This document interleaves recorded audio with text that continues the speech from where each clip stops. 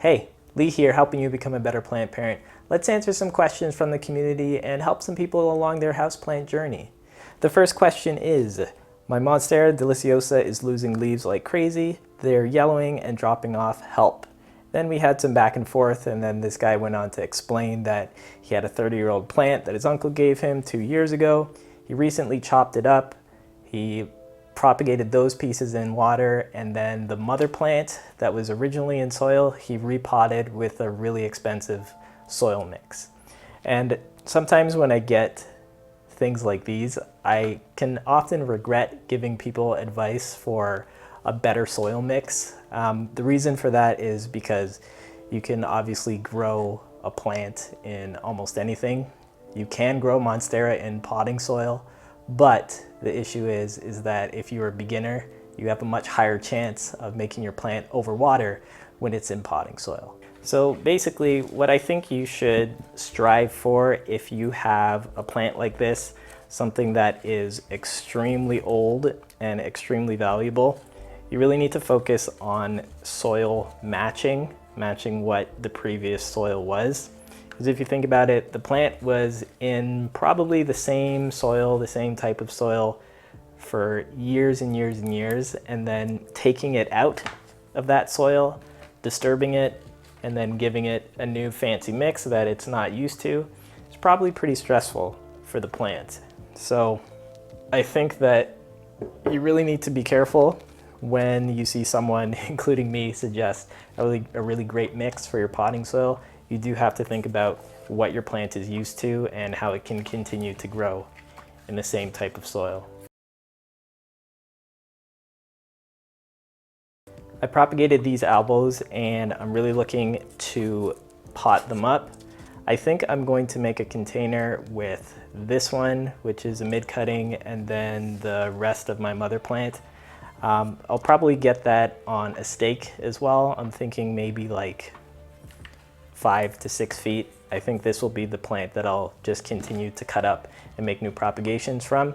I do want a really nice looking one with big fenestrations, but that's going to be a long time coming, especially since mine has so much white variegation. It can be a little challenging. So the next question about Apilea peperomoides says, new growth on mine keeps coming out brown and I don't know what to do, please help.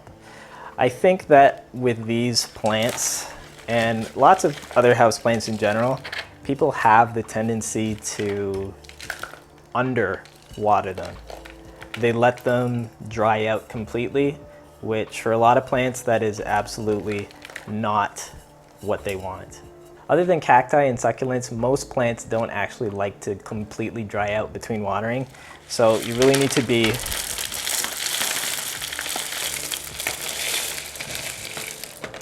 aware of that and time your watering so that your plant isn't completely drying out.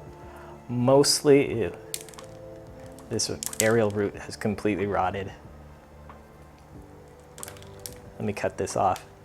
Mostly dry is fine, but completely dry, especially depending on your plant, is a big no-no.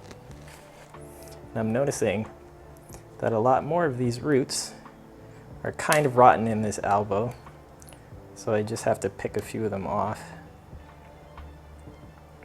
Part of the problem with leca is that if it sits in the water too long, or even if the roots go down into the pot and you're not monitoring it constantly, those roots that are going down into the water do end up rotting. So you do have to be checking on them pretty frequently, and you need to be taking them out and repotting them as well. Not repotting, but just adjusting their roots to make sure that they're still growing properly. It says lots of dead roots. Let me get these out of here.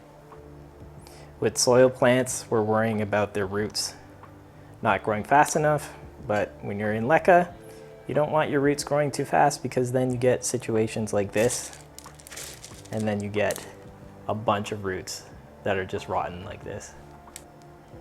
So in the spring and summer, when it's the growing season and you're seeing a ton of new growth, you really do need to water your plants thoroughly to make sure that they're getting all of the nutrients, the hydration that they need, or else you'll have situations where your new leaves will come out brown because the plant doesn't have enough water, and then the roots and the leaves start to dry out. These new leaves do require a lot of energy, and alternatively, the other issue could be inconsistent lighting and humidity might be the cause, but more than likely, it's probably a situation with underwatering. I am just a tiny bit worried about this Monstera here. Roots are healthy, but not a lot of growth.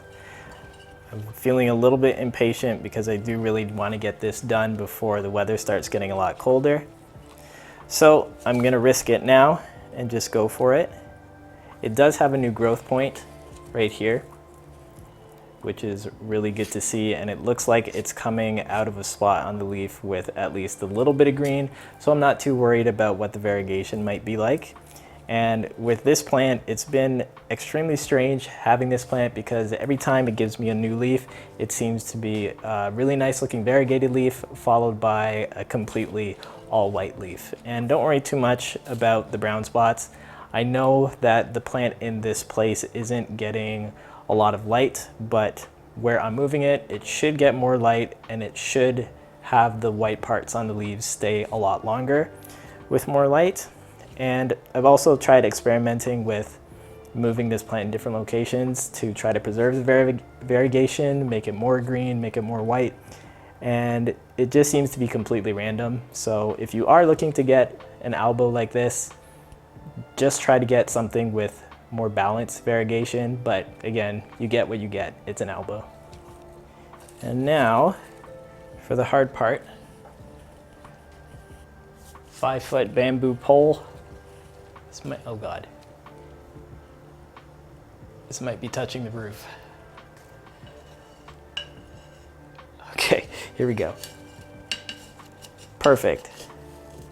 All right. Now, just gotta fill in the rest with soil and we should be good to go. All right, let's read the next question.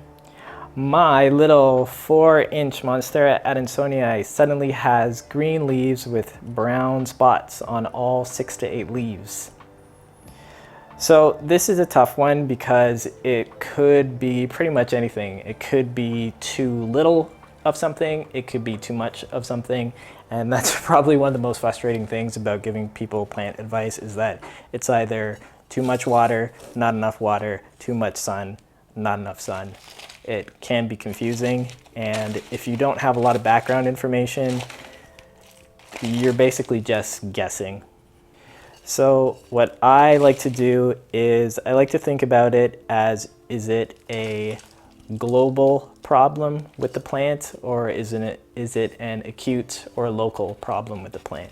So if it's an acute problem with the plant, that might look like something like one of your leaves is turning brown. That might look like the leaves are slowly turning yellow from the bottom of the plant up. But if it's a global problem with your plant, that might look like the entire plant turning brown all at the same time, or some of the leaves turning yellow at the same time. And with a global problem with your plant, you're probably looking at some big change that underwent. So maybe they bought the plant recently, took it home from the nursery, it has a drastic change in lighting, or they're overwatering it, overloving it, maybe they repotted the plant too soon. Lots of these things can cause different levels of stress in your plant, and that might be part of the issue. So when I'm trying to find out how to solve these problems, the first thing I ask is usually what kind of changes were made to the plant recently, and you usually find out a lot about the person, about the plant, about what they're doing. For the most part, it's usually a new plant, or it's usually that they've moved somewhere, the plant is a new environment, and they're struggling to find out what to do with it. I've actually been messing around with this cocoa coir, and I wanted to see if it works as a fairly decent propagation method. I know a lot of gardeners who grow trees, who grow roses, use cocoa coir as their method of propagation. So I wanted to see if it was a viable method for indoor tropical plants as well. So for coco coir, what you need is to wet this first, because as it gets wet, it starts to expand, and the big chunks you do have to break up as well. So this might take a while. We'll see how it goes. But as I break that up, I will, oh, this feels bad. Feels bad on my hands. I will ask the last question. How do I remove dead growth from the healthy bit? I trimmed it close to it, but there's been no growth since. This is another great question. So I generally say if the new growth dies on your plant, especially if you're working with aeroids, basically you should do nothing. Sometimes the top of a plant will die. If you do have a Monstera adansonii like this, you're probably very aware that sometimes leaves come out curled and funky and crispy, and they just don't ever unravel, and that's okay. It happens. New growth comes from the exact same spot. This feels like mud, and I'm immediately regretting this choice, especially not to wear gloves, especially since I have my laptop that I still need to use. So we will make it work. Oh, it feels so disgusting. Okay, here's what I'm gonna do. I need my trusty Marble Queen / Snow Queen pothos right here. I am gonna take some cuttings from this. So, grab my shears. I do wanna save some of these top cuttings and not use them in the coco coir. So I'm gonna find where the top cuttings are, put those aside. Here's one, here's two, and any more? Here's three. I have got them all. Okay, I do need to cut this plant back a lot. This pot is kind of sparse looking. Only three cuttings in the pot, so I do really need to make this bigger. I'll take 3 more cuttings from each vine.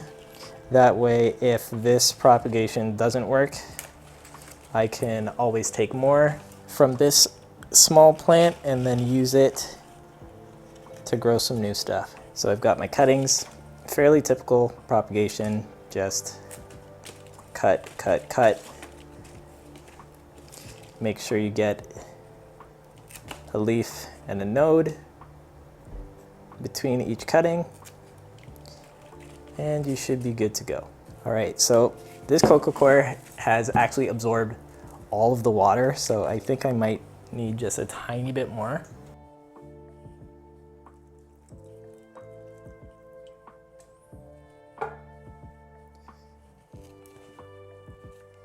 And then what I have is I have some takeout Tupperware containers, and I'm gonna put them all together. I'm gonna seal the lid, monitor the moisture to see how frequently I need to put water in, and then we'll go from there. So very clearly, I regret this decision completely.